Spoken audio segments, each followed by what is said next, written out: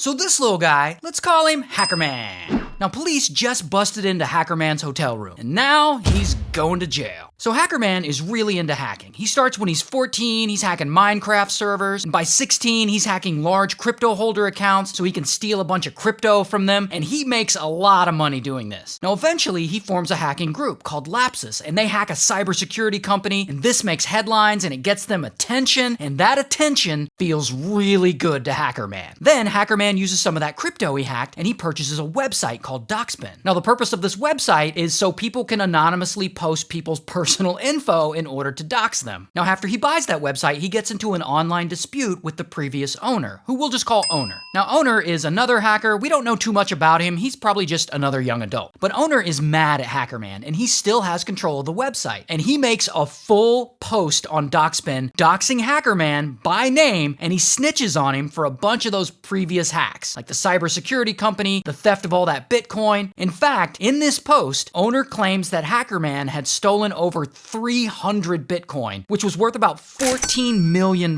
So that post is up on Doxbin for like 2 weeks, and Hackerman cannot get Owner to take it down. And that is when suddenly, boom, Hackerman is arrested. He's still only 16. But this arrest doesn't stop Hackerman. Not after he got a taste of that sweet, sweet public attention. So a month after he's released, Hackerman and his group Lapsus, not only do they start hacking again, but they go after bigger targets. Nvidia, Samsung, Ubisoft, T-Mobile, Microsoft. But they're not stealing money. They're just releasing internal data and stuff like that. And they're loving the attention. In fact, they get so much attention from this, Lapsus pretty quickly ends up on the FBI's most wanted list. And this is the point where Hackerman sees all this and he's like, oh shit, this is bad. I need to cover my tracks. So he reaches back out to Owner. Remember that Doxbin post Owner made accusing Hackerman of all those previous hacks? Well, that post is still up for everyone to see. So Hackerman reaches out to Owner and he asks him to remove it. And he also asks him to spread false information that Hackerman isn't actually a part of Lapsus, hoping that it will throw the FBI off his trail. And Owner, who I guess is still mad about their previous fight, is basically like,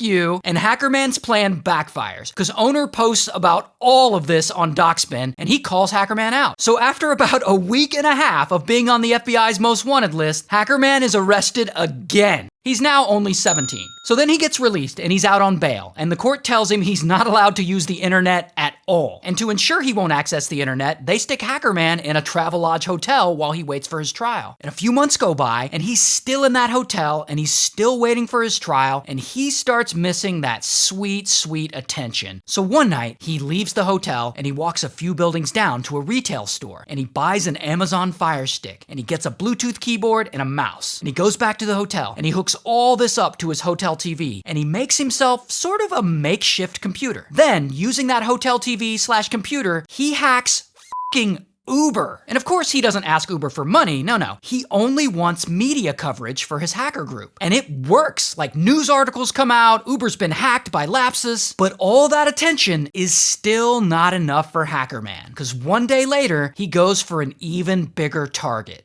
Rockstar Games. Using that hotel TV/computer, he pretends to be an employee of Rockstar Games, and he gets access to all the files affiliated with the most anticipated upcoming game of the decade.